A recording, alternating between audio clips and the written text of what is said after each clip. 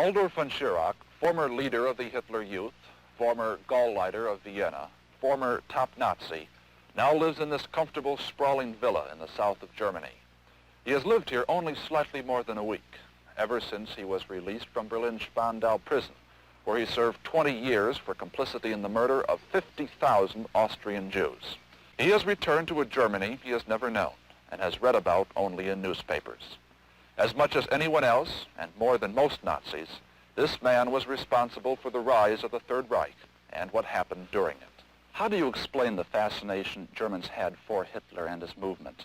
Why did the people, as das Deutsche Volk, the German people, cling to Hitler and follow? What was it that fascinated the German people? Is there a nationalistic trait or a character here in this country which explains this fact? Well, there is a certain, Mr. Utley, you know the Germans very well. And therefore you are well acquainted with the answer that you are now going to receive. There is a certain emotionalism, yes, in the trait of our character. But other nations have that too. It is not possible for me in this short little conversation to give you any answer in detail. I would like to give it. I have to write pages to give you the right answer. But there is a certain something here, some characteristic which perhaps even continues today, although below the surface, in Germany. There is some answer.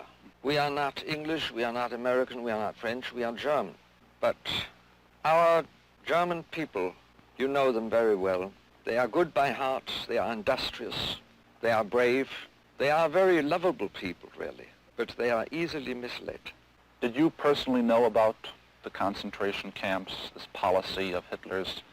Did you even have any part in the carrying out of this? In the Nuremberg trial, I gave a picture of a concentration camp. I visited one, and what I saw did not show any of the atrocities that later on were disclosed, atrocities that have really happened. You mean to say that at that time you did not know of the atrocities which were being carried out? At that time, not. I cannot give you now an exact date when I first learned about these atrocities. When I learned about them, I did what I could, but, and that is my moral guilt before history, I did not do enough.